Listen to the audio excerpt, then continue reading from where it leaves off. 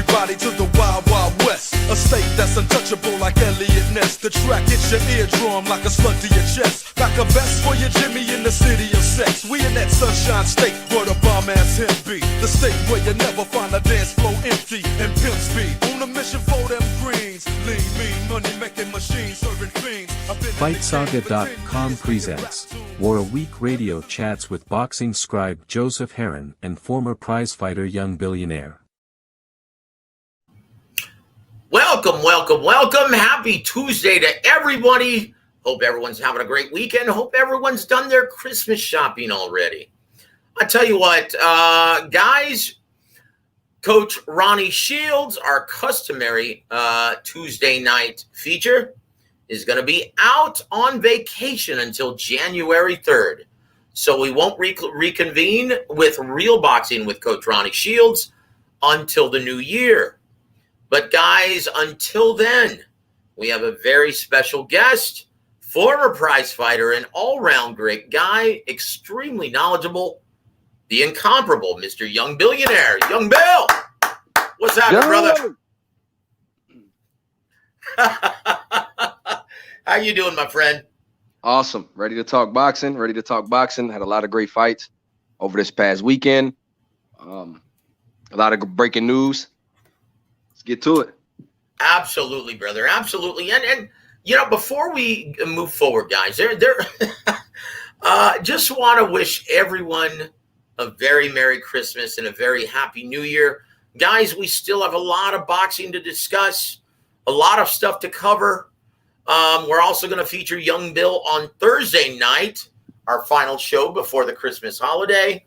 And then we're going to feature James Gogi, 5-decade fight trainer. He's the one going to be giving us his year-end Coach Gogi Awards, the 10th annual. Can't believe I've been doing that for 10 years. That's always a lot of fun because Coach Gogi, boy, he's the harshest critic I know in this sport. He makes me, man, look like a very fair and kind individual. Yeah, that's easily to laugh at, man. That's easy to laugh about because everyone who listens to this show know. I mean, look, when I have a special guest, I'm always very fair, and I always roll out the carpet for whomever I do the show with. But whenever I go on my rants, boy, I tell it like it is, guys. And on this show specifically, right, we're going to be going over the business of boxing. It's quite shocking. And on new media, right, Coach Malachi's show, if you tuned into that with Rick Glazer, everything that he stated, guys, if you've been listening to this show for a year, we've been on a little bit over a year, you've heard all of this from our show. Nothing that he said was anything new from what we've been telling you the entire year.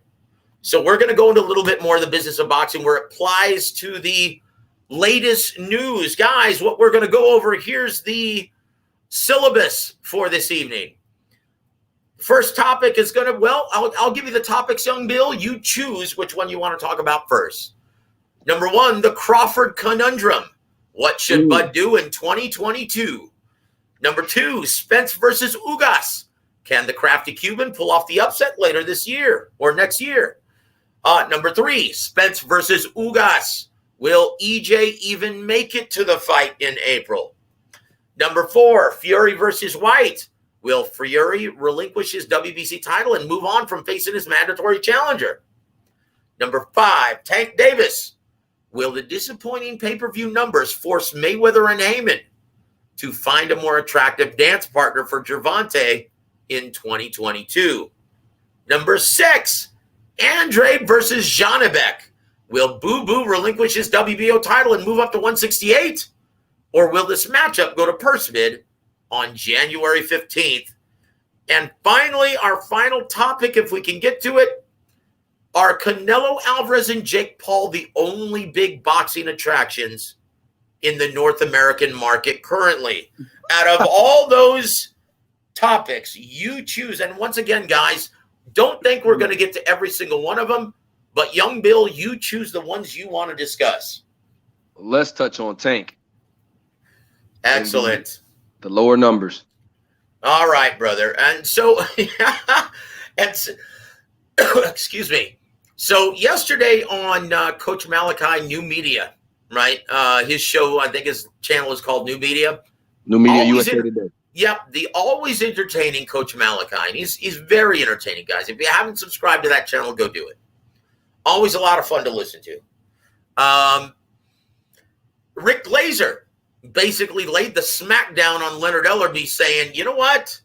Those guys are idiots for going head-to-head with the NFL, especially a big divisional rivalry like the Chiefs versus the Broncos, and Patrick Mahomes, one of the more popular quarterbacks in the NFL, on a Sunday night, right, going head-to-head. And well, keep in mind, guys, NFL's for free.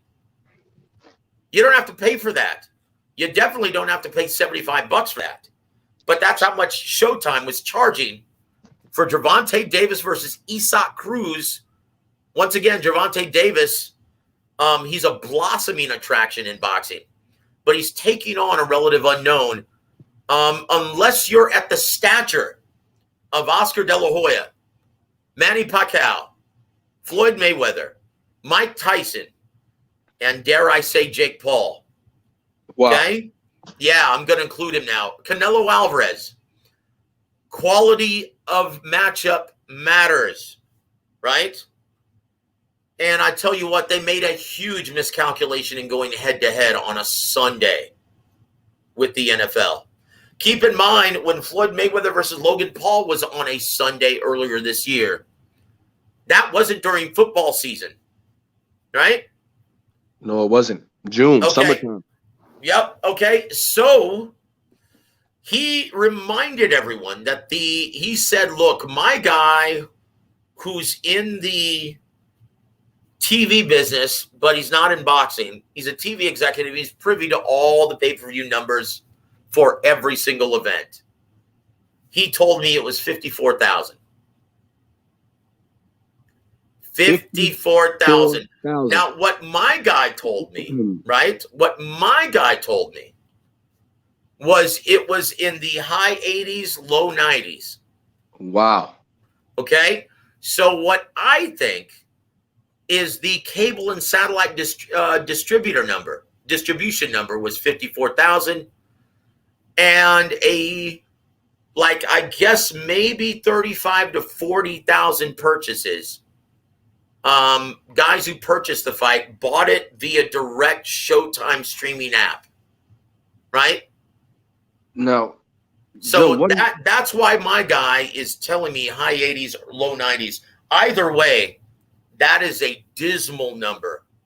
That is a dismal number for someone who Ellerbe and Mayweather is claiming to be the cash cow of boxing, one of the biggest stars of the sport, right?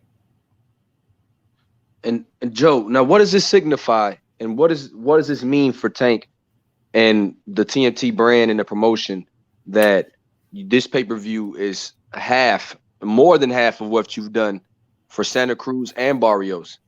What does it mean for Tank going forward as far as his pay-per-views number decreasing in half for this pay-per-view? In my opinion, and this is just my opinion, guys, I think they just made a severe miscalculation like a bunch of idiots, right? And they didn't do the research, right? Look up, you don't go head-to-head with the NFL on Sunday night. Okay, the Sunday night game on NBC is the most watched game of the week. It's become the new Monday Night Football, right? You don't go head-to-head with that, especially when it's for free. Fans don't have to purchase any of that. They just have to tune in, sit back and relax and enjoy the show. Tank Davis versus Isaac Cruz, a virtual unknown. Guys, this guy was so unknown even by most diehards that they were predicting a Gervonta Davis slaughter within 3 rounds. And I told you guys on this show, told you guys on several other platforms that, dude, Isaac Cruz is not going to get blown out. This is going to be a very tough assignment. A lot tougher than most people realize. And a lot of people laughed at me. But once again, when you know what you're looking at, hey, you know what you're looking at, right? Guys, trust your eyes. They don't deceive you in the ring. Okay? Trust your eyes.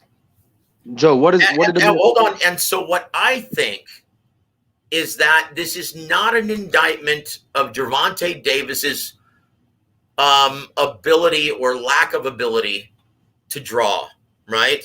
I think they just made a severe miscalculation, chose the wrong opponent, and yeah, they put it on a Sunday night, going head-to-head at the same exact time as Sunday Night Football in the NFL. That's my, and now once again, I'm willing to give Gervonta Davis a pass for this one. Because when you look at the live gate, they did very well. Putting in over 15,500 at the Staples Center when he's not a West Coast attraction. That's really good. So that tells me, and the fact that he was still trending on Google, right? That same evening, he was trending on Google. That tells me that he's a draw. He's not, and guys, he's not in the same realm as Canelo or, once again, guys, forgive me for saying this, or Jake Paul. But, yeah, he's one of the biggest blossoming attractions in boxing, but he's not there yet, in my opinion. And Young Bill, do you think Mayweather and Haymon and Ellerby and Steven Espinosa jumped the gun on putting him on pay-per-view? Do you think they did it too soon? Because think about this. He's not attracting any new fans with his product being obscured on pay-per-view. Obviously, no one saw his last fight. Now, do I think so? I believe that Tank should have. I believe they could have put Tank. This type of fight should have been a regular Showtime fight, or I know he's exclusively with Showtime. So I feel like the last 2 or 3 fights should have been building up for a solid opponent like a Ryan. And once you do that, you put him and Ryan on a major pay-per-view after you've built Tank up and keep, like you said, keep building his audience. And I felt like they the arrogance of and a miscalculation of putting him against Sunday Night Football has caused a lot of negative press about his lack of ability to draw. And that's, whether that be true or not, they got the wrong type of publicity from that event. And that's something that I think is, will probably put pressure on Mayweather and them to put Mayweather, Ellerby, and Espinosa to match Tank a little tougher in his next fight, though. You know what? That's a very insightful point, Young Bill, and I think you're onto something, brother. And let's pose that question to our listeners. And let's say hi to everyone in the chat so far. Electro Jed, EJ, what's happening, baby? Thank you so much for joining us, my friend. Always good to hear from you. Also, our brother Lance Meyer, Joseph Young Billionaire, War Week Radio. God bless you, brother, and Merry Christmas. Thank you, Lance, for always supporting the show. And this wouldn't be an episode of War Week Radio without, hearing from our brother from Long Beach, California, Mr. Antonio Luna. Boom! Antonio Luna, Merry Christmas, my friend. He says, Cruz exposed a lot of flaws in Davis as well. Young Bill, let's consult our resident prize fighter in Young Billionaire. Young Bill, did you see that performance that way? Or do you think it was a product of, him injuring that left hand on the hard noggin of the pit bull, a very short man? He's not, keep in mind, Gervonta Davis isn't accustomed to fighting shorter fighters, right? So what is your verdict? Do you agree with Antonio? No, I believe Tank is not used to fighting a guy shorter than him. And also, because Isaac Cruz's stature, he was able to get a lot more leverage than a lot of Tank's opponents are able to. And with him hurting his power hand in the middle of the fight, I really believe, Tank fought most of his attack. And to me, it actually showed me more than I've seen in Tank's other Tank fights, because he showed the ability to box, elude punches. He showed awesome footwork and amazing hand speed and an ability to control a fight with being with his right hand, being right hand dominant and not using his major weapon, which is his left uppercut. So it actually showed me things that I haven't seen a Tank have to use since the Pedraza fight. You know what? I agree, brother. I agree wholeheartedly. I thought his victory was very impressive, considering that he didn't have the use of his left hand in the back third of the fight, right? I thought it was very impressive, controlling range with the jab and with his footwork, especially when you're faced with a relentless pressure fighter. Young Bill, how difficult is it when you've grown accustomed to being the bully? How difficult is it when you're faced with a guy who's right in your chest and pushing you backwards all night? And you don't have your major weapon. You don't have your most powerful weapon, and to still find a way to win. I give Tank a lot of credit for that win, but like you said, it's hell to be in there with somebody that doesn't let up, tucks their chin in, and you don't and see Isaac Cruz eliminated a lot of target area for Tank to hit. So Tank hurt his hand on that. I mean, on the noggin of Esau Cruz, and that's because Cruz made himself a smaller target, and he's already shorter than Tank. So a lot of fighters are not as accustomed to punching downward, with their lead hand. So it's You go from Mario Barrios to Esau Cruz. 5'10" to 5'4". Wow. Yep. Very good point, brother. So let's go back to your point, right? Will the disappointing pay-per-view numbers force Mayweather and Haymon and LRB to find a more attractive dance partner for Gervonta in 2022? Can they afford to keep, quote unquote, everything in-house in 2022? I'm sorry, brother, but look, unless you plan on putting him on regular subscriber Showtime, you have no choice. You've got to look, quality of matchup matters, right? When you're at that fringe level attraction where you're doing some good numbers and you're a blossoming young attraction and ticket seller, guys, you're not there yet. That's just your launching pad. Okay? Canelo Alvarez didn't get to pay-per-view. Keep in mind, he was featured on the undercard of several pay-per-views before he was a headliner. Right? He was featured on HBO and free HBO and free Showtime for several fights before he was a pay-per-view headliner. Right? Keep in mind, Jake Paul was on an undercard for his brother on DAZN, right? Before going in headlining his own pay-per-view, right? Right. So guys, wait, wasn't he a co-main event on the Mike Tyson Roy Jones card also? I believe so. And see, when Tank was on he was on a Floyd Mayweather undercard, one of those fights, and it did pay-per-view. Yeah, it was on the McGregor fight. Yep. McGregor. And it did awesome. It drew so many eyes to Tank Davis. And like you said, what viewership and eyeballs are the only thing that matters to Tank at this time is viewership and the audience and attracting a new audience and attracting new eyes every time. Yep, in my opinion, guys, it's no indictment of his ability to draw, but look, he's not there yet. I think they're jumping the gun in keeping him on pay-per-view. They need to put him back on Showtime, regular subscriber Showtime, so everyone can see it. Obviously, no one's seeing his product at this time. Okay, put him on regular subscriber Showtime in his next fight. Or you're going to have to match him up against someone like Ryan Garcia or Devin Haney or Vasyl Lomachenko or someone else who people care to see. Someone of consequence. Right? Because think about this.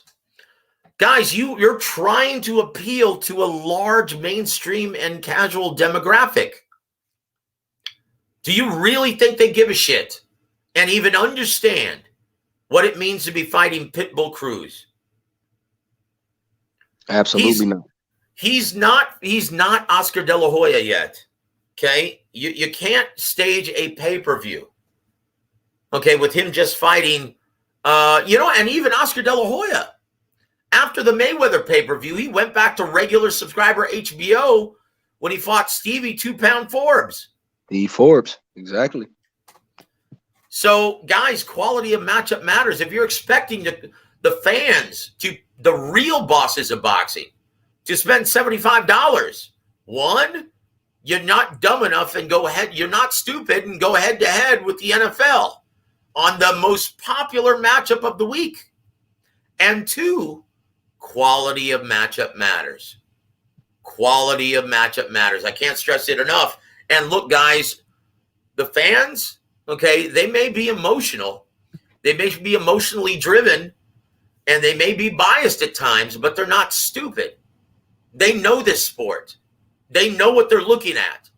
Okay?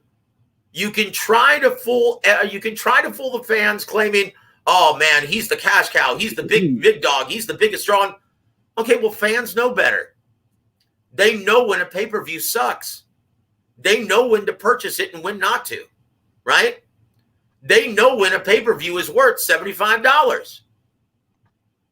You can't pull the wool over their eyes. So I'm sorry, man. I mean, they have to start facing reality. So, Young Bill, our final thought on this topic. Who would you like to see Gervonta Davis face? And realistically, who do you think he faces? I would like a Ryan, Haney, Kambosos. Oh, jeez. Kambosos fight for Tank. But realistically, yep. I think another PBC fighter either. Oh boy. Yeah. Oh boy. But who on earth? I mean, you think Rolly Romero's right? You think his big mouth is correct when he says, "Hey man, I'm getting the next Gervonta Davis fight"? You think he's being accurate? I believe it. I believe it.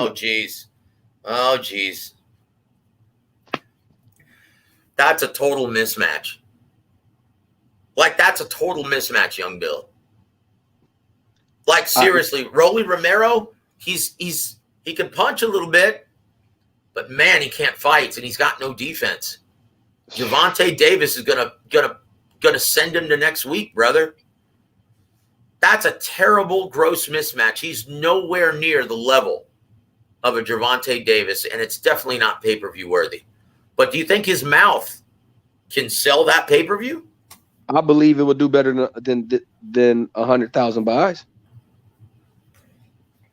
I believe Rolly Romero actually draws more casual interest than Esau Cruz. I really believe so. Wow. Yeah. Well, I tell you what, I would like to see Gervonta Davis. If he's going to be fighting the like of someone like Rolly Romero, I'd like to see him go back to Showtime Championship Boxing and fight for the regular subscriber crowd. Okay, because once again, you're not getting any new eyeballs on your product if you keep them on the pay-per-view and obscure them to the pay-per-view audience, right? So that's just my take. But if I were Leonard Ellerbe, boy, I would be on the horn with Golden Boy and trying to put together Ryan Garcia versus Gervonta Davis. Absolutely.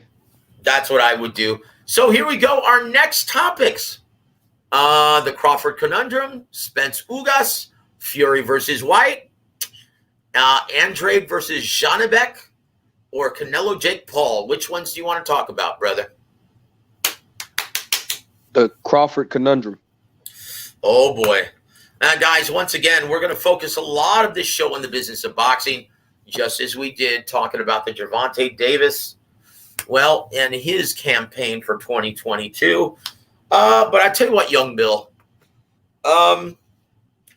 let's take a brief pause and reflect and take a nice shot of Sweet Amber. How do you like that, brother? Awesome. Okay, Merry Christmas, everybody. God bless all of you. And once again, we have a lot to be thankful for. We've just seen a tremendous year of fights, a lot of undisputed matchups, and we've seen a lot of breakthrough performances, right? So here's to 2021, an excellent year of prize fighting. Salute, everybody. Salute. Oh, boy.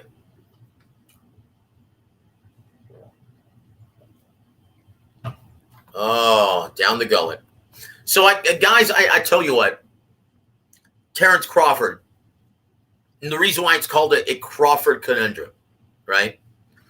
And once again, let me start off by saying this quote, right, by Bruce Trampler. I spoke to earlier in the week. He said this. He said, look, Bud left Top Rank because we couldn't deliver Manny or Spence for him. He said, but guess what? No one else can either. Terrence Crawford is too good for his own good, just like former lightweight champ, all-time great Bob Foster 50 years ago. End quote. But that only tells part of the story, Young Bill. Wow. And this is where the business of boxing comes in, right? Right. This is a guy who's come to expect $4 million guaranteed per fight. In his most recent effort, he made $6 million against Sean Porter. $6 million. And once again, this is a gentleman who left Top Rank because he felt he wasn't getting the big fights. Okay?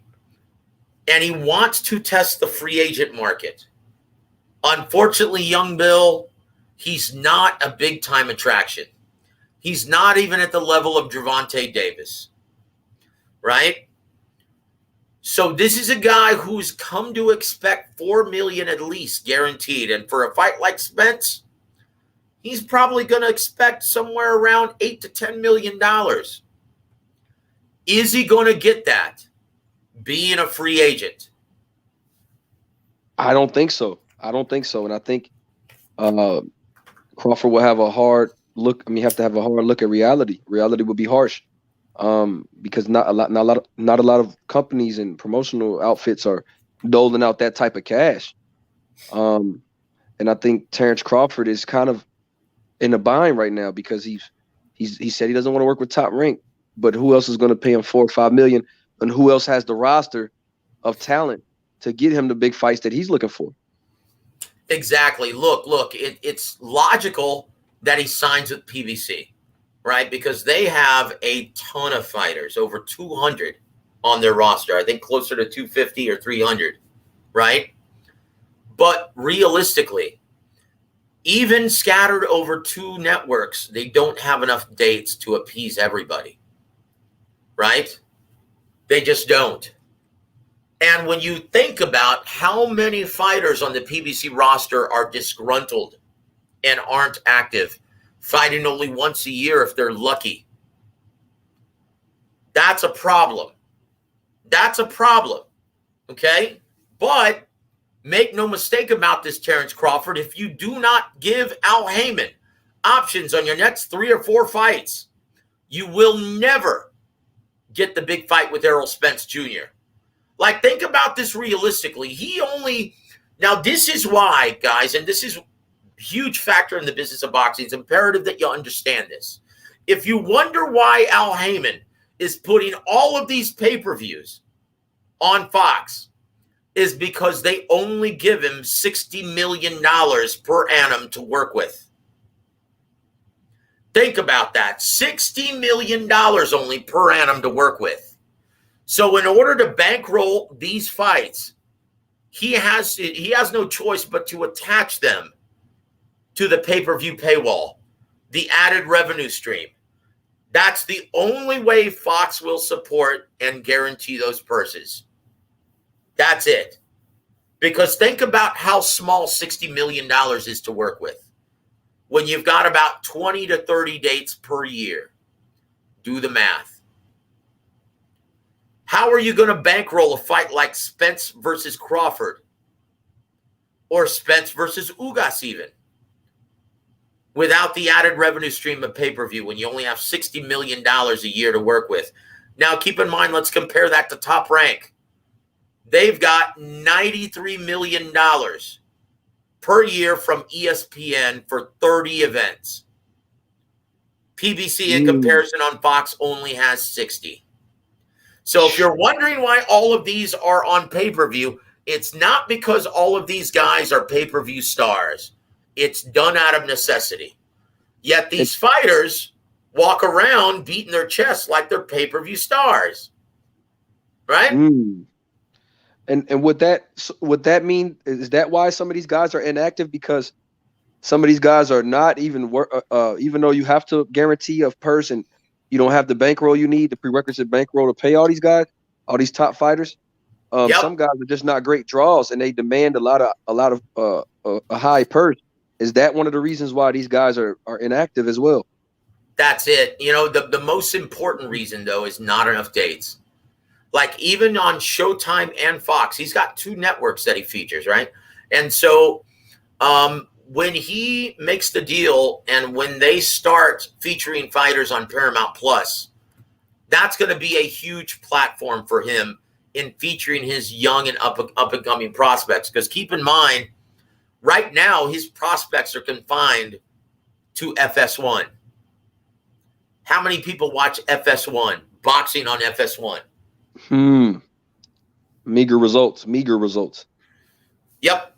So once again, you've got a stable of about 250 fighters, right?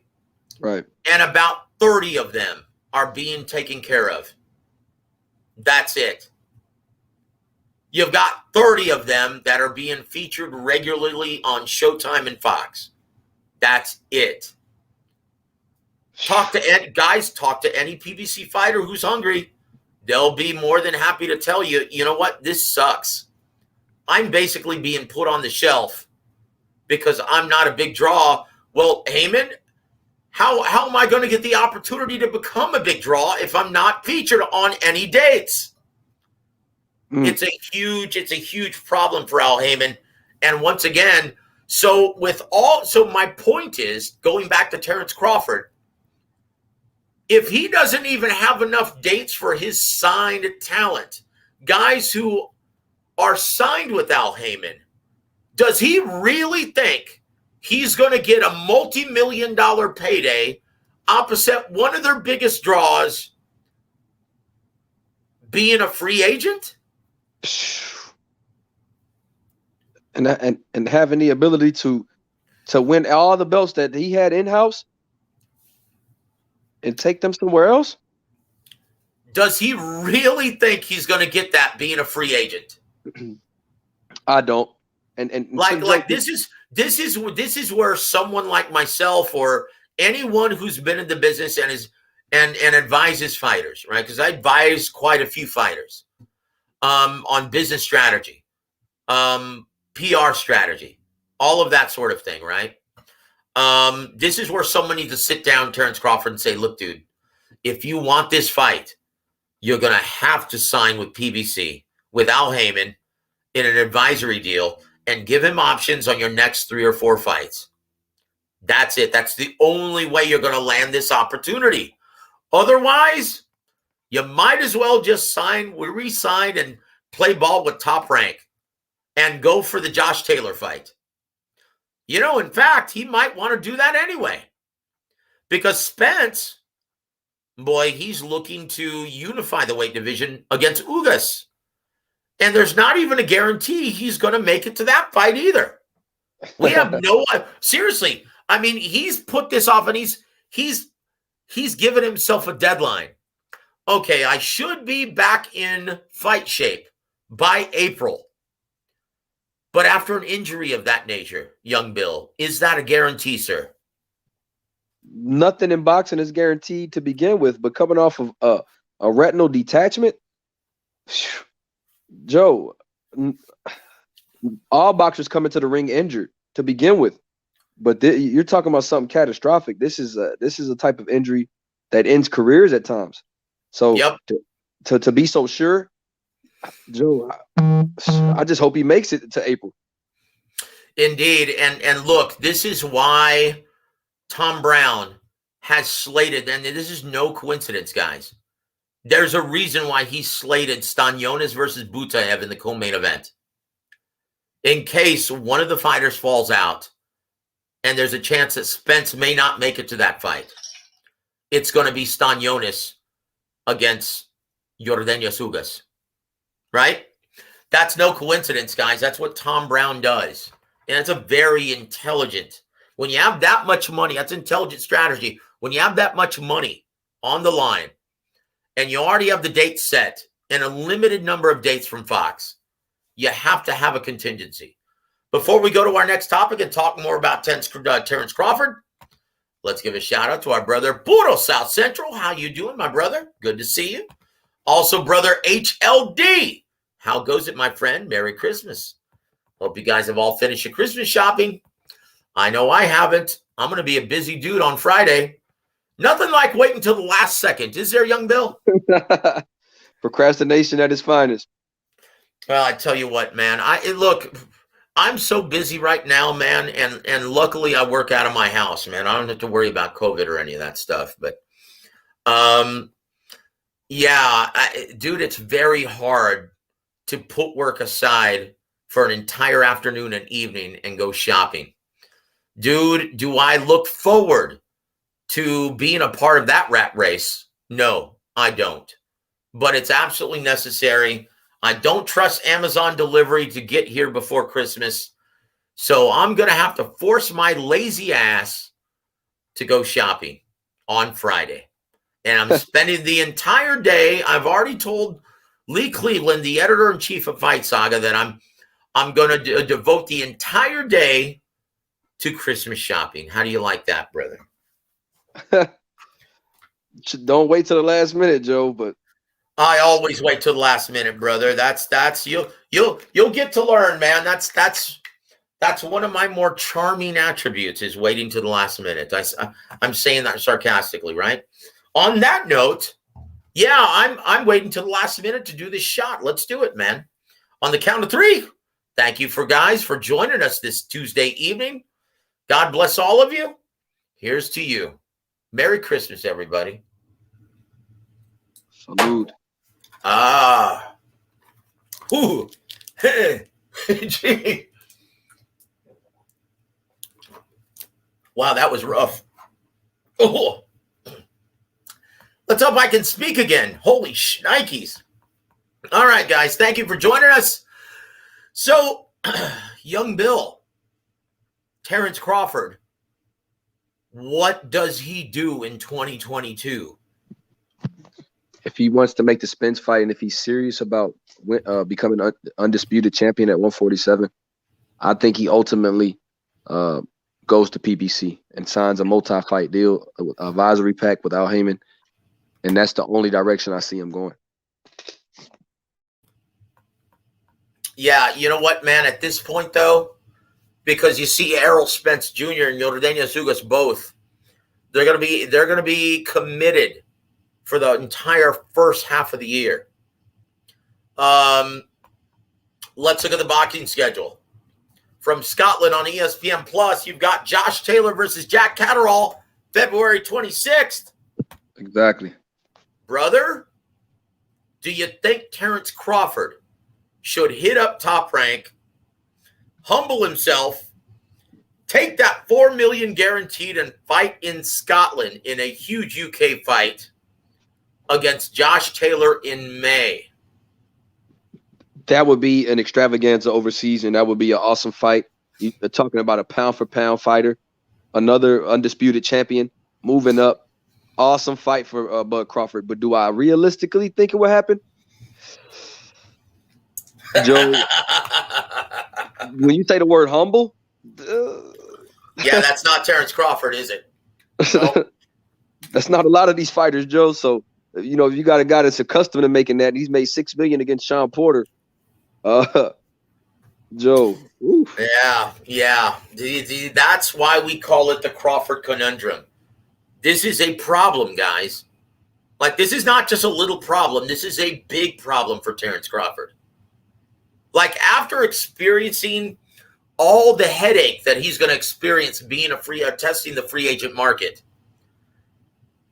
you know what? After everything that he's accomplished in this sport, he may very well elect to retire, being so disgruntled and so disgusted with the business of boxing.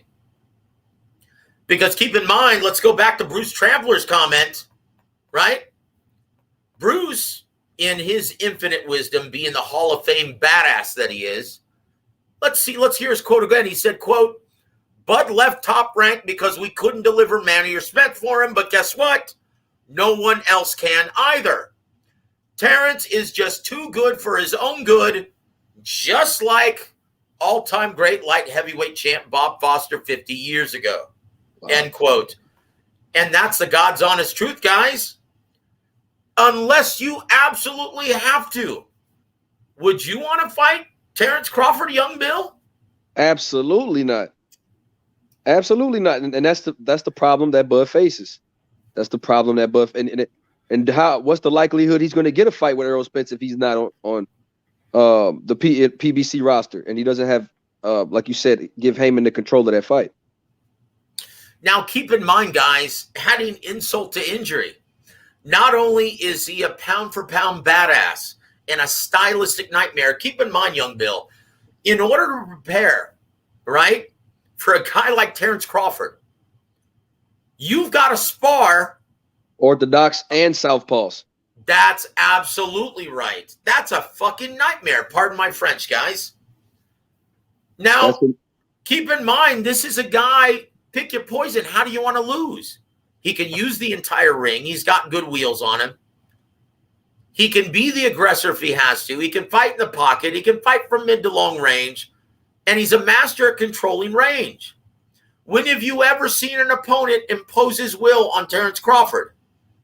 Never. On top of that, you have the big financial problem, the big quandary that he expects $4 million guaranteed, at least. And Joe, he's all those problems for a fighter, and for your fighter, if you're advising your fighter to fight a guy like that, and at the same time, he's not a huge ticket seller. That's what makes it such a big problem, Young Bill. Because keep in mind, if he even were the draw that Gervonta Davis or Errol Spence is currently, that wouldn't be a problem because he brings something to the table. But because he doesn't draw well outside of the Omaha, Nebraska area, that's a problem.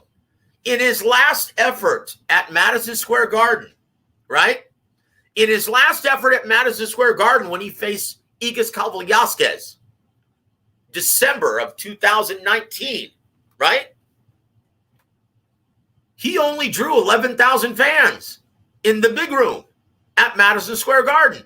And that was with Teofimo Lopez fighting for the IBF title in the undercard in the co-main event. He's not a big draw anywhere outside of Omaha, Nebraska. That's a problem. That's a huge problem. So, your final thoughts on this, Young Bill, before we move forward, sir? He's too good for his own good, and he wants. And when you're too good for your own good, humility is the key. We'll see what he's going to do in 2022. Indeed, we'll see what he does. Because I tell you what, if I were advising Terrence Crawford, I would tell him, look, humble yourself. Okay, take lesser money just to get the big opportunities. You need the opportunity. You need to show the gold in front of a big audience and in a huge matchup. And the only way you're going to get that is if you take short money and sign with PBC. That's it. You've got to commit to a promoter because you don't have the juice currently to be a free agent. You're going to end up like Mikey Garcia if you don't sign with Al Haymon. And it makes no sense to sign with Eddie Hearn in Matchroom Sport. He can't get those big fights for you either. Who does he have at 47 pounds? David Avanesian? Connor Ben? Shit. So with that said, before we go into our next topic, let's give a shout out to guys on the board. Paolo, how you doing, my friend? Thank you for joining us from across the pond, my friend. Brendan, thank you so much for joining us, brother. He says, where should Bud go? Who should he sign to? Boy, it's a no-brainer, PBC. He also states, Young Bill, I heard he signed to MTK Global. Is that true? Yes, but that's just a management group, right? Right. Oh, shoot. Uh-oh. My brother Randy Hill. Randy, where are you? My brother Randy. I went to school with Randy. I've known him for several decades. He's a very dear friend of mine. God bless you, brother. Merry Christmas, Randy. He also says this. This is how well he knows me, right? He says, that sweet Amber got you shouting at the back row. Yes, see, he knows me. He knows me better than anybody. Randy, please disclose where you're actually listening to the show from, sir. I'm very interested. But thank you for tuning in, Randy. God bless you, brother. I hope you're doing well, my friend. So the next topics, brother. Choose one. No, you know what? I'm going to choose this one. I need to talk about this. I need to address, in the immortal words of our very dear friend Corey Bradshaw, I must address the bullshit, right? Fury versus Whyte. Will Fury relinquish his WBC title and move on from facing his mandatory challenger, Dillian Whyte? Okay. Our brother Randy is in Chi-Town. Chi-Town hustler. Oh, boy. Yeah. Stay out of trouble, Randy. I love you, brother. So, guys, I've seen so many podcasts with shows today calling Tyson Fury, saying that he's ducking Dillian Whyte. Guys, once again, ducking is a fan-driven concept that doesn't exist within the business of boxing. And I'll explain how it applies to this scenario, right?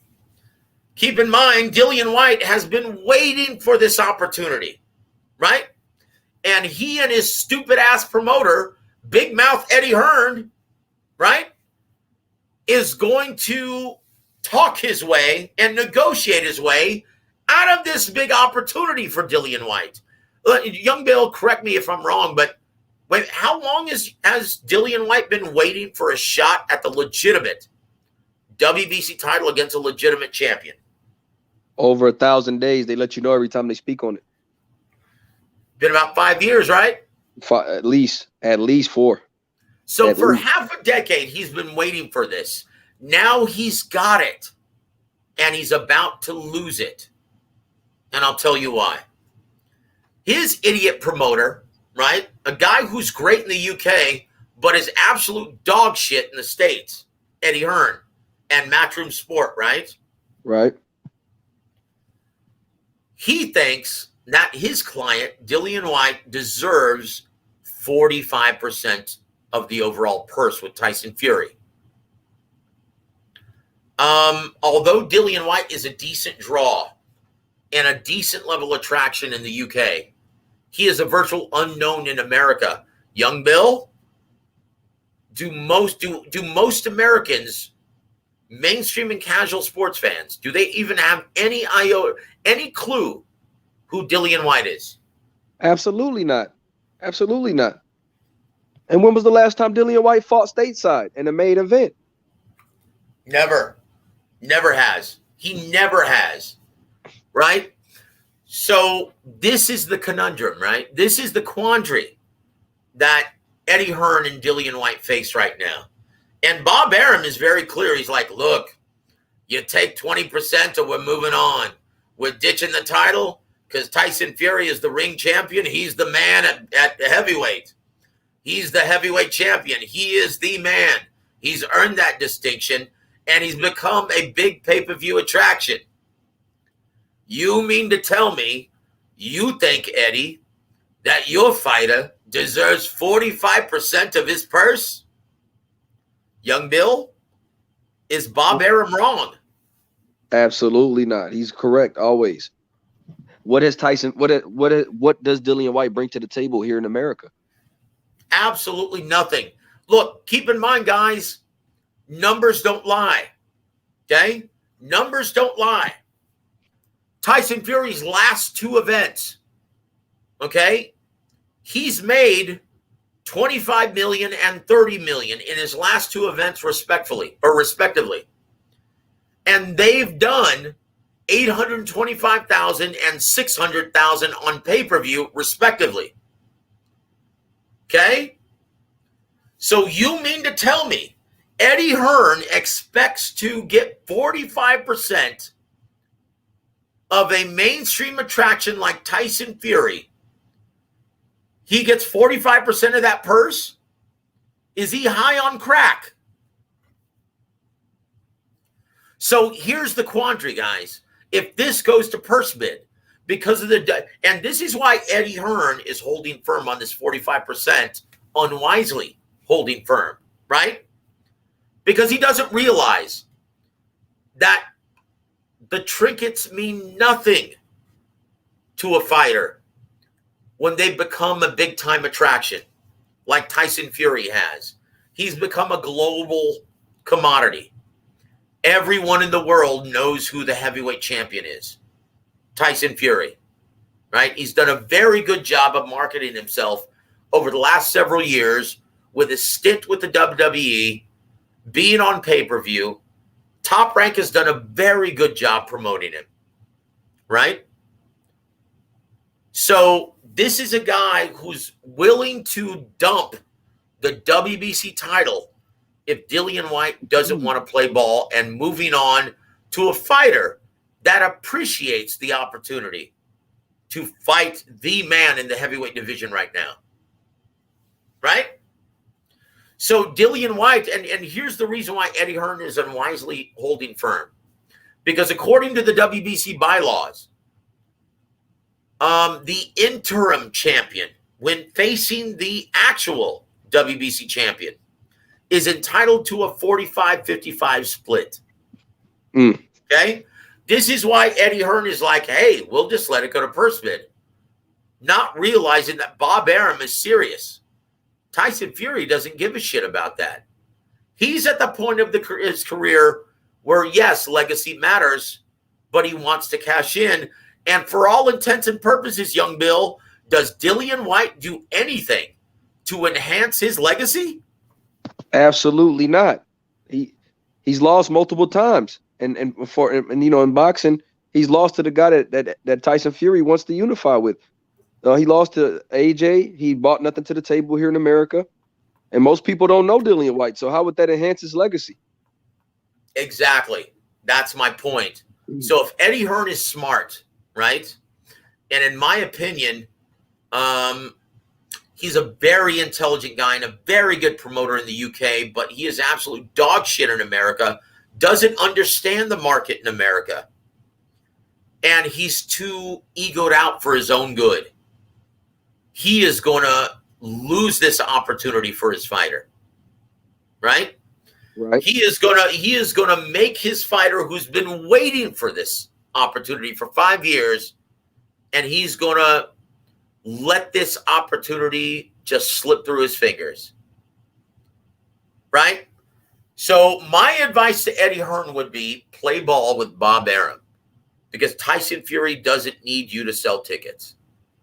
Okay? Tyson Fury doesn't need you, brother.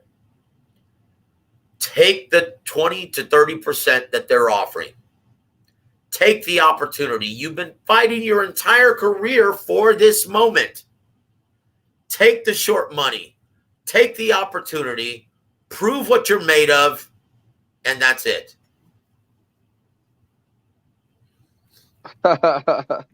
Seriously, wow. That's it. Take short money. Take short money, take the opportunity. Young Bill, what happened to an era where fighters were willing to take short money to actually just for the opportunity to fight the man in the heavyweight division? Long gone. But Joe, what did the great Emanuel Stewart say about belts? About trinkets? What did the great Emanuel Stewart say about trinkets?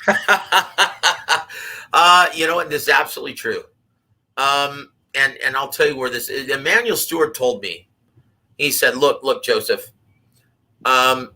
records, resumes, and trinkets are for fans, writers, and networks who don't really understand what they're looking at. And he's absolutely right. And in this case, when you reach a level of attraction like Tyson Fury, Anthony Joshua, Canelo Alvarez, Jake Paul. I'm going to have to throw him in there, right? When you reach that level of attraction, belts don't matter. Belts don't matter. The belts don't define you. You define the belts. Okay? Exactly. That's the reality of the business, guys. Hold on. 95 Leo, thank you for joining us, sir. He says, yous don't even know what the F yous are. Okay, brothers. Okay, do me a favor. If you want to join this show and you want to contribute, type in English next time, please, because I have no idea what the hell you're saying. God bless you, brother. He was mocking the UK. He said, "Yous don't even know what the heck you're on about. Your voice sounded so hesitant, clueless bums." Oh, okay. That's what it is? Public. Yeah, he's mocking the UK public for Dillian Whyte. Oh, thank you for clearing that up with me, man. I thought he was trying to ridicule us like we don't know what the hell we're talking about. No. Guys, okay, so thank you, 95 Leo. God bless you, brother. And thank you, Young Bill, for translating that for me, man. God bless you. And thank you for joining our show. And Merry Christmas, my friend. Also want to give a shout out to Chitterlin Egg Rolls. Hey, man, what happened to Lemon Pepper, brother? Chitlin Egg Rolls. What's happening, my brother? Merry Christmas to you too. Also, Randy Hill. He says, Usyk. Oh boy. I tell you what, that's another quandary for Anthony Joshua. Young Bill, what is your professional assessment being a prize fighter? What is your professional assessment on the assignment that Anthony Joshua currently faces with his new trainer, Ronnie Shields? It's going to grad school and condensing a PhD in a 3 or 4 month training camp, because Usyk is a master at boxing. He's a master at distance, range, a master at feigning. He's a technician. Yep. Awesome footwork. That's a puzzle that it seems to be a lot harder to figure out than one training camp. So, AJ has his work cut out for him. It's a condensed class where you put in 2, 4, 5 years of training in the 3 or 4 months. That's what type of technical ability Alexander Usyk has. Damn. Oh, that's not very encouraging for Anthony Joshua fans, sir.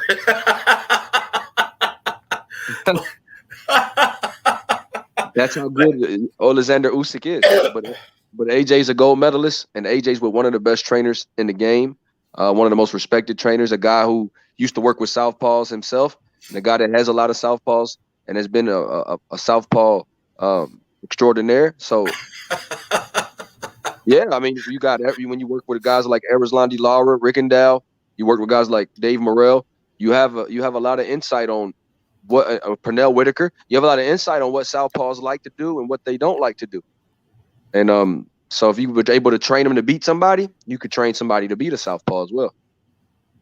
Let me ask you something, Young Bill. Should I tell the Emanuel Stewart, Oliver McCall story? Is that fitting right now?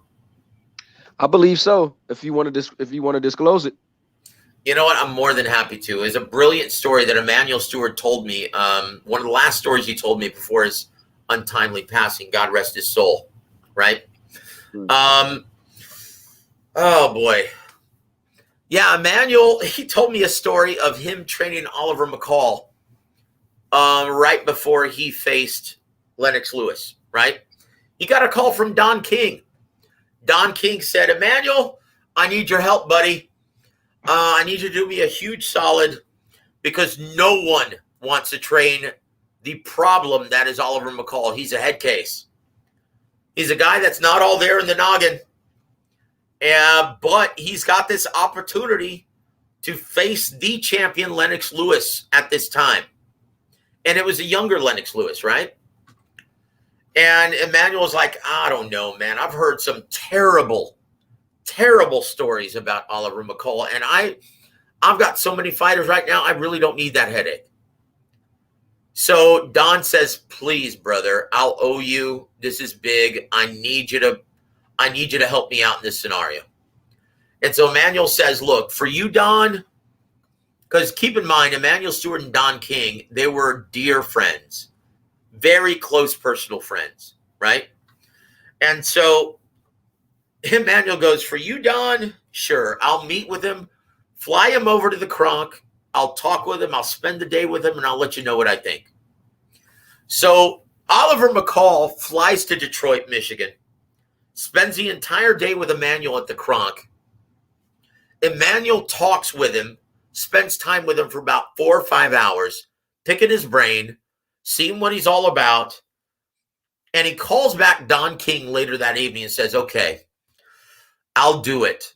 I'll do it just this one fight only. Okay? Just this fight, and that's it. He goes, but let me tell you, Don, Oliver is up against it. I've been watching fight tape of Lennox Lewis. He's bigger, stronger, smarter, deeper amateur pedigree, has more tools in the arsenal, and he's undefeated. He's going to be coming into the ring with an air of confidence, brimming with confidence. Okay? That's just what we're up against, right? So in training camp, they've got about 2 months to prepare, 2.5 months to prepare for Lennox Lewis. And this is the Atomic Bull, Oliver McCall. Not the greatest heavyweight. He's got a good right hand. He's got heavy hands. He's got an excellent chin, one of the best chins in boxing. But those are his 2 biggest attributes, right? So Emanuel watches fight tape. And he sees strategy, right? He's watching, trying to devise a strategy, watching all kinds of fight tape on Lennox Lewis, and he comes up with something. He sits Oliver McCall down before camp, and he says, okay, look, this guy's better than you. This guy's better than you are, right? In every single variable, right? In every single variable, he's got you overmatched. He's got the reach advantage, height advantage. He's got better footwork than you. He's got deeper amateur pedigree. He's got more experience. He's a harder puncher than you are. He's got a better jab. But he's young and he's brimming with confidence. So he has a tendency to overuse and throw the right hand too liberally. So what we're going to do is we're going to focus on one thing the entire camp, just this one thing, and try to exploit this weakness. We're going to work on slipping the right hand, countering with the left hook, following it up with the straight right hand. That's all we're going to work on, so it's committed to muscle memory. And that's all they worked on for the 2.5 months in preparing for Lennox Lewis. And guess what? It worked. He landed that bomb midway through the fight, and it knocked out Lennox Lewis, and Oliver McCall became the world champion. Young Bill, and the reason why I'm telling you this story, guys, that's the only chance Anthony Joshua has in beating Alexander Usyk, is Ronnie Shields finding a chink in the armor, finding a weakness that he can exploit, working on that from January until March. And then when they find in April, praying to God that Anthony Joshua has the athletic gifts and the power to exploit that one weakness. Young Bill, can Anthony Joshua do it? Absolutely. Absolutely. Absolutely. And one thing about that's a little bit different when it comes to this about, Lennox being a bigger, stronger. I wouldn't see AJ does have some things here, some attributes here that actually favor him. He's the bigger, stronger guy. And AJ actually has a Olympic pedigree. He won a gold medal himself, unlike Oliver McCall. So you have a guy that has a better shot at finding that one weakness and the chink in the armor than you had with Oliver McCall beating Lennox Lewis. And Absolutely. Yeah, he has a better chance. So guys, I can't wait for this fight. I can't wait either. And once again, Ronnie Shields Boy, he learned from two masters. He learned the X's and O's of boxing. This is what makes him a future Hall of Fame trainer, right? And a true legend of the sport. He learned from two of the greatest trainers all time, in Emanuel Stewart and the late, great Georgie Benton as well. Can you imagine coming up in this sport and having the luxury, young Bill, of learning the art of strategy and training young prize fighters from Georgie Benton and Emanuel Stewart? Georgie Benton. Chingal. And so that's what makes Ronnie so proficient. So there's no one better to prepare Anthony Joshua for this assignment than Ronnie Shields. I truly believe that in my heart, and everything in my head, all of my knowledge of the business and the X's and O's of boxing tells me that Ronnie Shields is the man for the job. So Anthony Joshua, hats off to you, brother. Excellent choice. So I'll say this. I'll say this. Young Bill, do you think it's going to happen, though? Do I think that AJ is going to upset Usyk? Yep. Joe, I'm leaning. Of course, you favor Usyk in the rematch, and you always favor the master boxer in the rematch. But I will say, AJ has a great shot at winning this fight, and this is one of the most anticipated fights of 2022. Honestly, I can't wait for this to happen. I can't wait to see how this soap opera unfolds. Guys, this is why we watch, right? In the theater of the unexpected, especially the heavyweight division, anything can and often does happen. And guys, I love this fight. I love this matchup. I loved it the first time. I love it even more now. With the added wrinkle of Ronnie Shields, I love it. Ronnie Shields, once again, comes from the school of Emanuel Stewart and Georgie Benton. Don't be surprised if it happens. In the immortal words of Jim Lampley, it happened. Right? So that's it. Well, let's go to our board to see what... want to give a shout out to Truth Bomb. He says, that's effing awesome. You know what? Emanuel Stewart was awesome. There will never be another Emanuel Stewart. Thank you for listening, Truth Bomb. God bless you, brother. And Brendan joins us. He says, he'd be better off fighting Wilder. Possibly. Guys, don't be surprised if Wilder retires from the sport in 2022, right? Now, this is what my brother Randy says. He says, I don't think Joshua will survive this.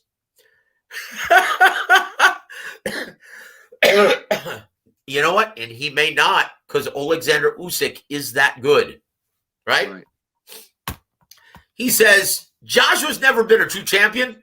He'll meet a well-prepared fighter for his overpowered under-conditioning. Wow. He says, Usyk will pick him apart. You know what? He may. But once again, there are no right or wrong answers until they both step in the ring. And that's the beauty of boxing. That's why they fight the fights. Young Bill, in our final topic, what do you want to talk about? Spence versus Ugas? Andrade versus Janibek? Or Canelo and Jake Paul being the only big boxing attractions in North American market currently? Canelo and Jake Paul.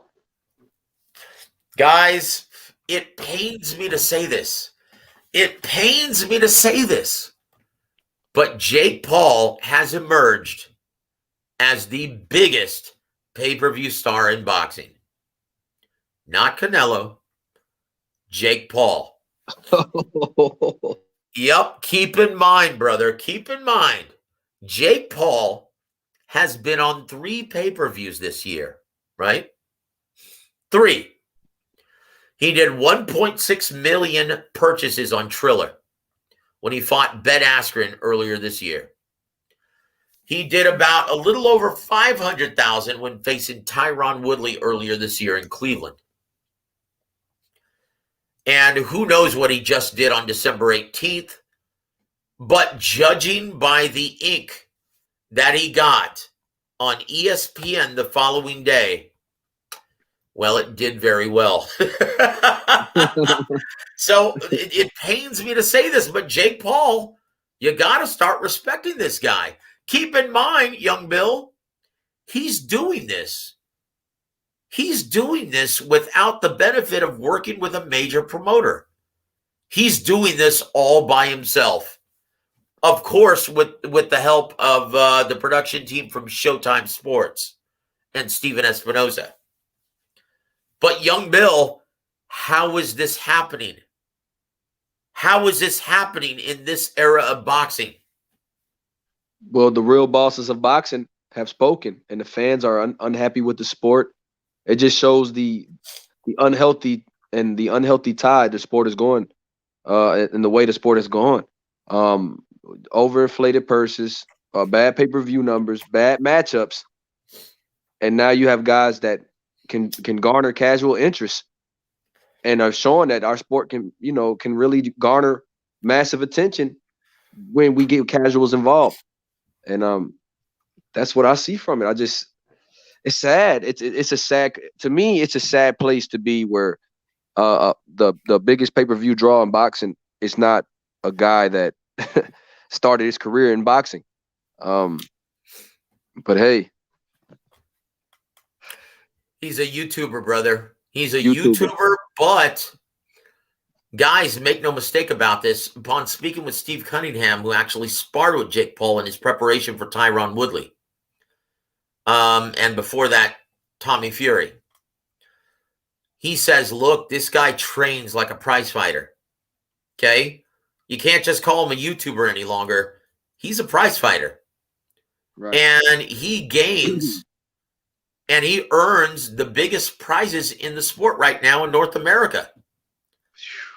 Give me another fighter. Now, once again, you can argue Canelo, but other than Canelo, you give me another fighter who's creating that kind of mainstream demand and earning those big dollars, earning bigger dollars than Jake Paul. Give me one.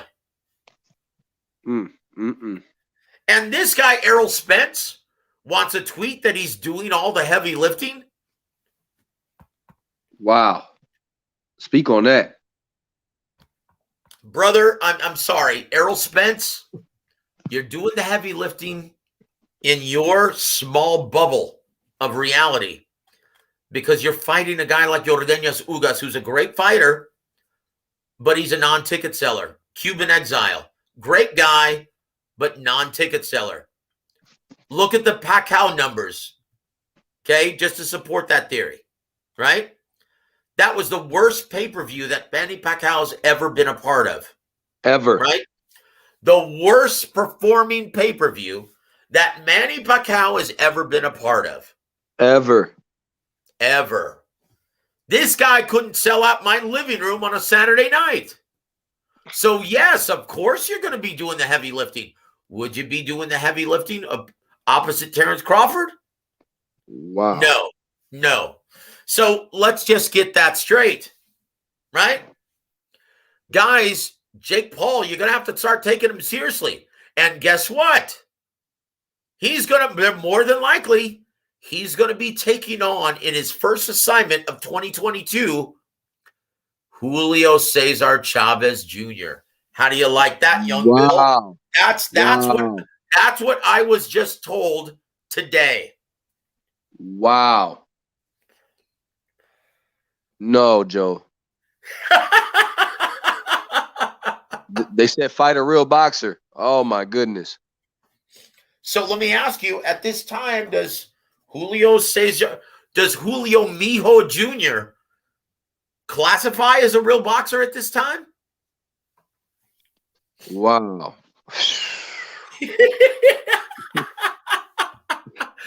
Oh my goodness. Oh, Chingo. Like, you don't even know how to react from that, do you? Wow. Yep. Oh my goodness. Are you serious, Joe? Julio Cesar Chavez Jr.?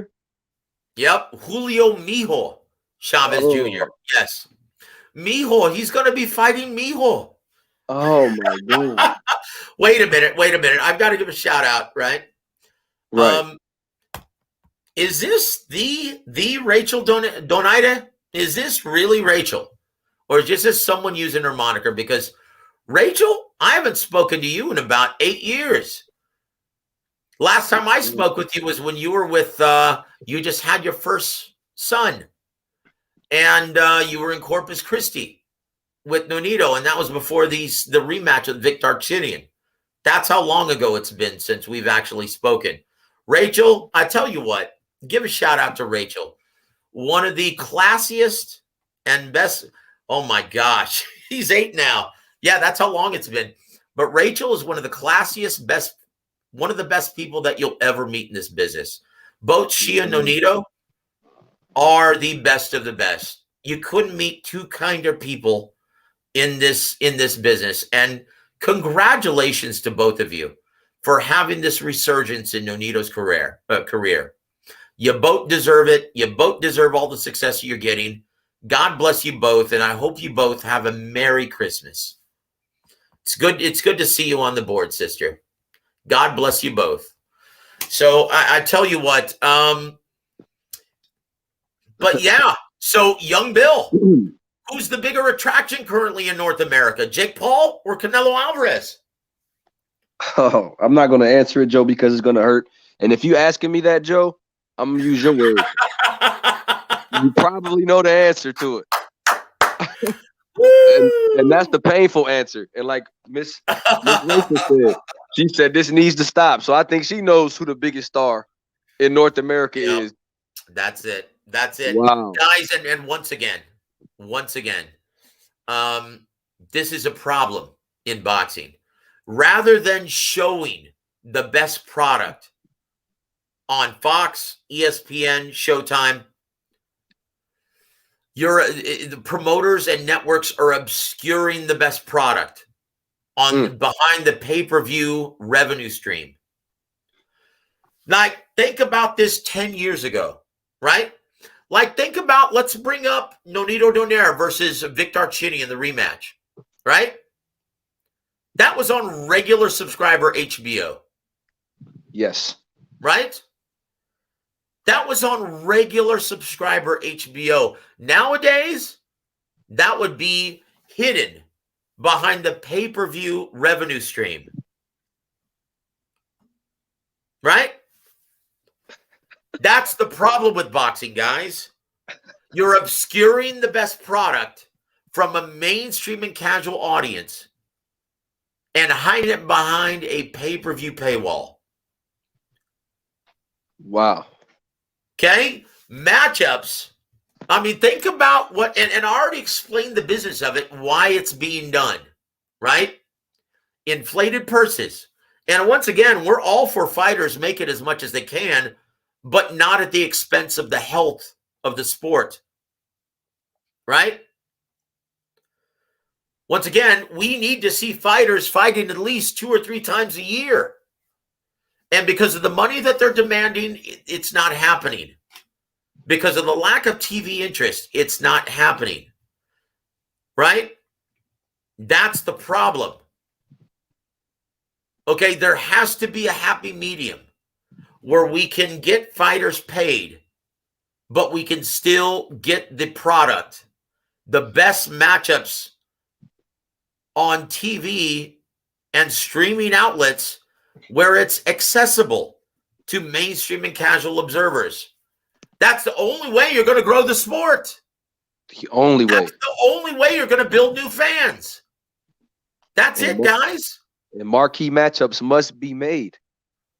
The marquee matchups must be made. The real bosses of boxing must be fed what they're must be given what they're asking for, or they will get fatigue and the disappointment of the sport will lead them to other pastures. And that's simple. That's simple. We can't wait 3 to 4 or 5 years for major fights every time, or when the over marination, or it's killing the sport. Okay, let me go to a quote from a very intelligent boxing lifer like Rachel, right? She says this: I don't think a lot of these promoters actually think about the amount of promotion they need to as a promoter. You know what? She has a point, because here's some evidence to this. Now, do you remember Wilder versus Fury. How did that first fight do on pay-per-view on Showtime with Steven Espinosa? Under With 200,000 buys. I believe it was about with a limited promotion, right? 275, I believe. That's right. Okay, with a ton of money from Fox and ESPN in a co-promotion, I think they spent close to $7 million promoting that event. How much better did it perform? With spots in the Super Bowl, having fighters, Tyson Fury on college bowl games, how much better did that fight perform on pay-per-view? 550,000 better? Yep, it did 825,000 purchases domestically only. Right. And worldwide, if you count streaming, and this is the key, right? In my opinion, in the business of boxing, promoters and networks need to start capitalizing.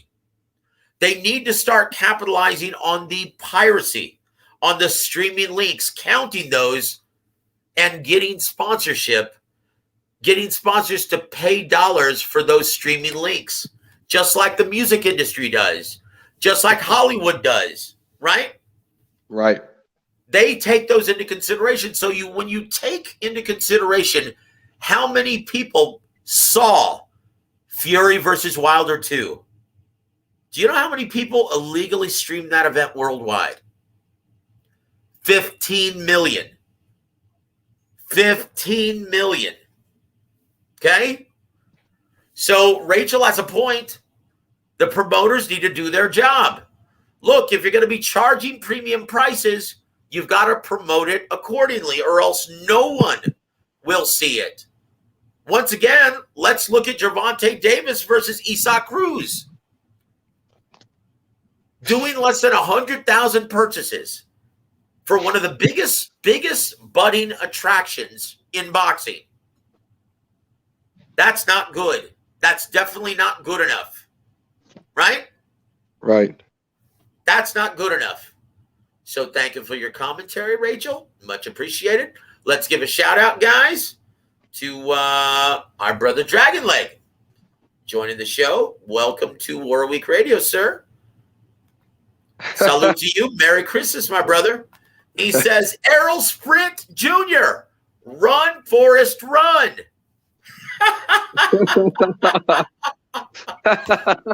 Also want to thank our brother Joey Chaz for joining the program. He says, Joseph, only Canelo deserves the big paydays. I suspect Jake Paul versus... Oh, wow. I suspect Jake Paul versus Canelo. Okay, brother. So you missed the big news. I just found out that Jake Paul is targeting Julio Cesar Mijo Jr., right? For 2022 as his next assignment.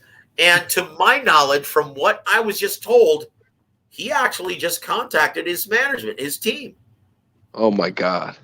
So he very well – I take it Jake Paul just watched his most recent performance, huh?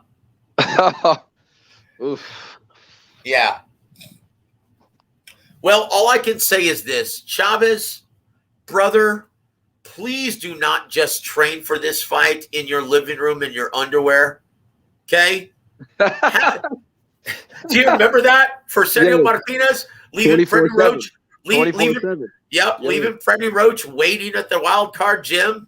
Yes. While this clown was camped out in his living room, moving his couch, preparing in his underwear.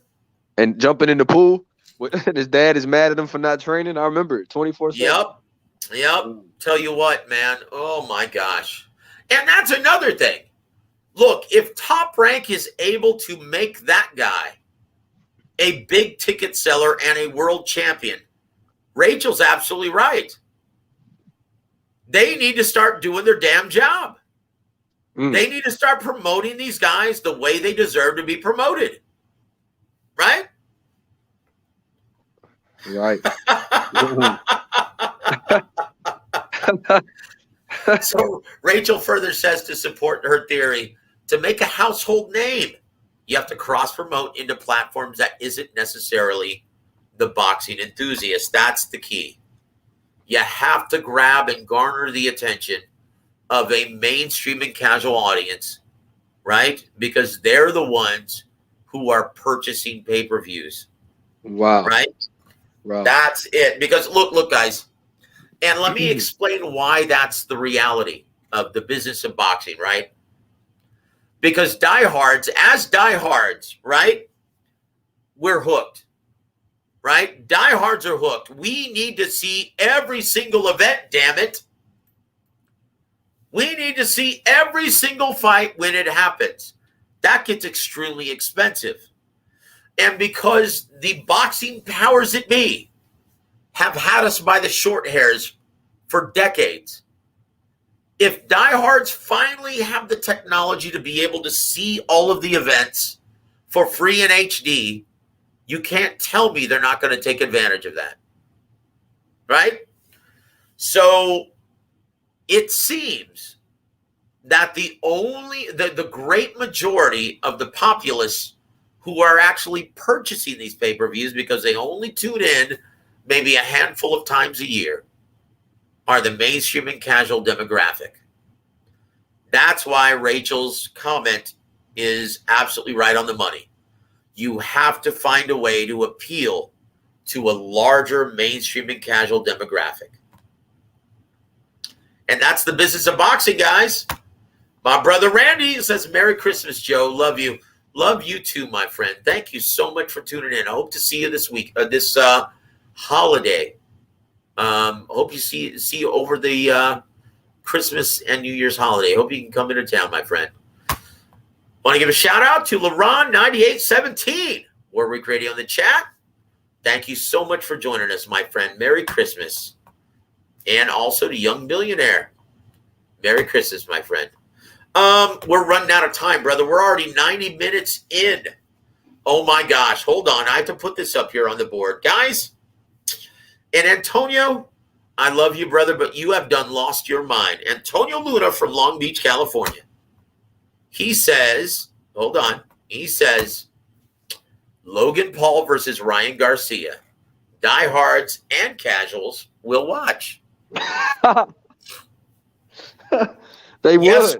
Yes, they would, but I can tell you that Jake Paul will never fight anyone who is that dangerous, even if he's much smaller than Jake Paul. Like, there's a reason why Jake Paul, and once again, you have this luxury. When you're that big of a ticket seller, that big of an attraction, you can pretty much pick and choose whomever you want to fight.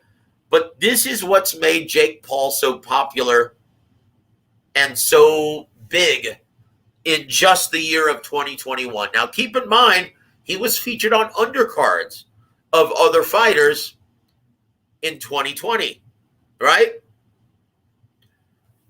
He didn't start headlining his own cards until 2021, the Ben Askren fight. Right. And he's made such a huge splash because he's picking on guys who are well known to the UFC demographic, and they're guys that he can beat in the squared circle. That's an equation that actually works for him. Do you really think he's going to veer from that equation that has been working up to this point? I don't. And why would he? Why would he exactly? It's a money equation, and it's made him a huge star.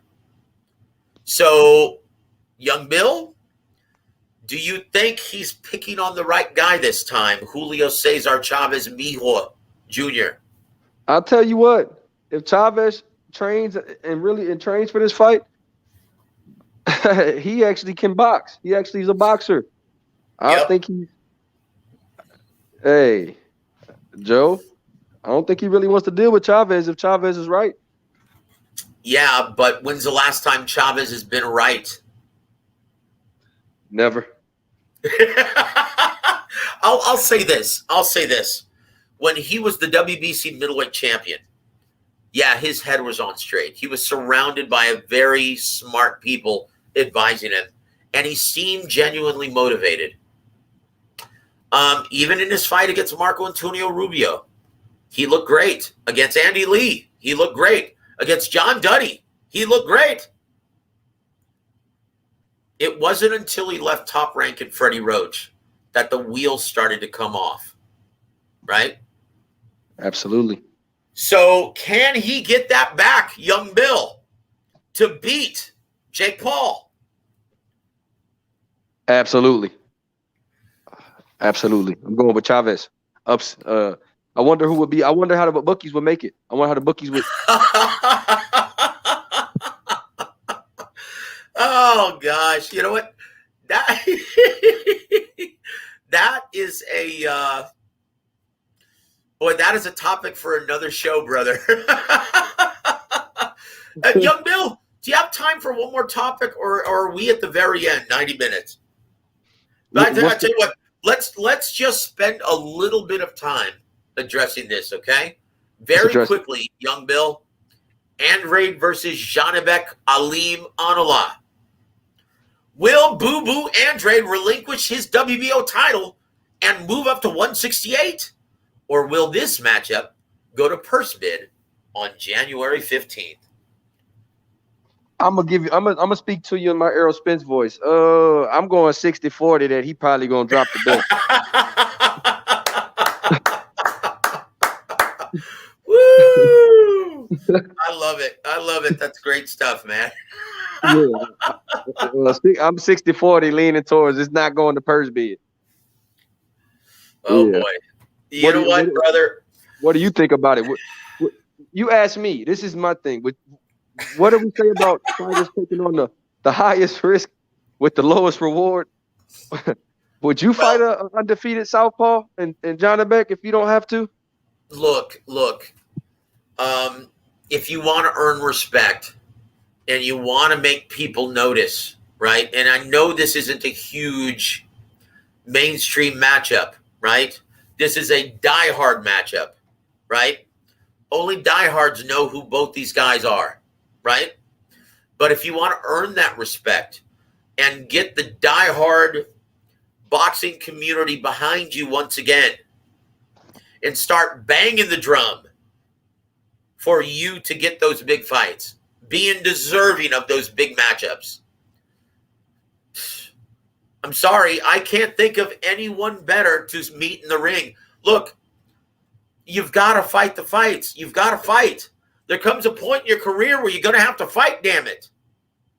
Demetrius Andrade is that good. Will he get embarrassed against Janibek Alim Anula? No, he won't. He's an elite level talent, guys. He's just terribly inactive. Take the damn fight. Prove your mettle.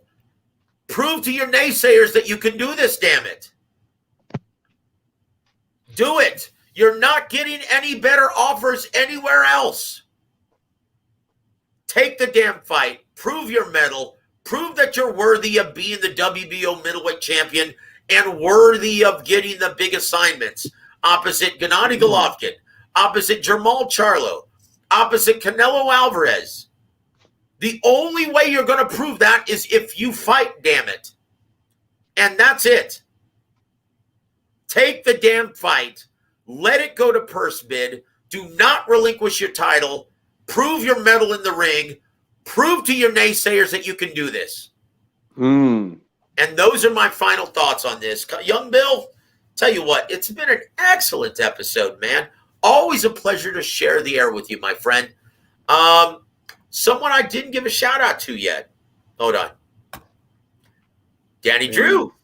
He said, Canelo will drop Jake Paul like a bad habit at 192 pounds. Look, I just explained, Danny Drew, and thank you for visiting the show, brother. God bless you. Merry Christmas. I will say this. Jake Paul didn't get to this point by being a damn idiot. Okay? There is no way in Hades he'll ever step foot in the ring with Canelo Alvarez. Okay? Not if he values his liver and spleen. Okay? That's all I'll say about that, brother. But thank you for your commentary, Danny Drew. One last question from Dragon Leg, Young Bill, and this is for you, my friend. Is Zurdo ready for Dimitri Bivol? Zurdos fought washed up fighters. Let me tell you, Dragon, if he's not ready after 43 fighters and 43 fights, he would never be. He would never be. Time is now. Zurdo's 30 years old. He just fought recently. He been calling out Bivol. Like Joe just said about Andrade, you have to fight. You have to prove you're worthy of these big assignments. So, and that's it. And that's it. Very well said. Very well said, Young Bill.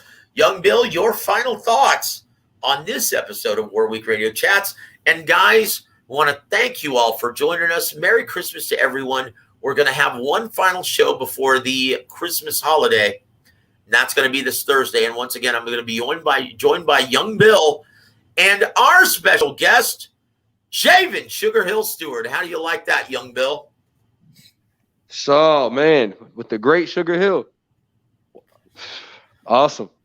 Going to be an excellent show, guys. Please tune in this Thursday at 9 p.m. Central, 10 p.m. Eastern. And God maybe bless all of you. Go ahead, sir.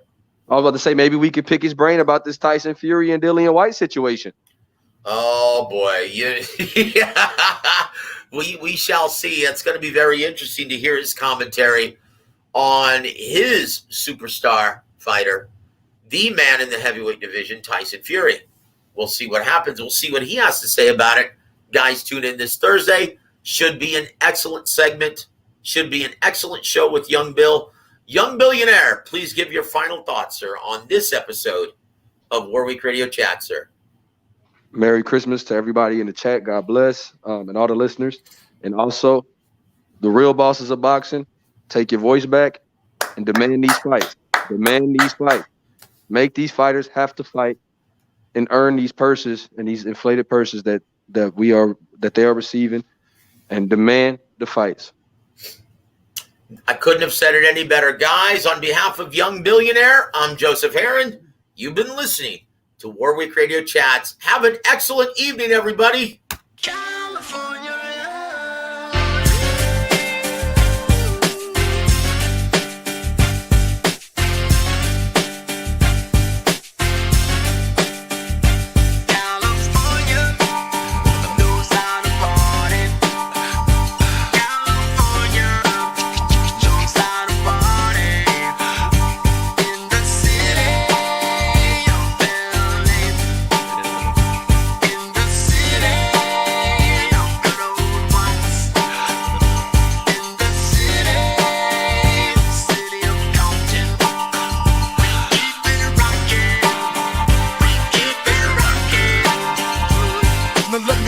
Everybody to the Wild Wild West, a state that's untouchable like Elliot Ness. The track hits your eardrum like a slug to your chest. Like a vest for your Jimmy in the city of sex. We in that sunshine state where the bomb ass him be. The state where you never find a dance floor empty and pimp speed. On a mission for them greens. Lean, mean, money making machines serving fiends.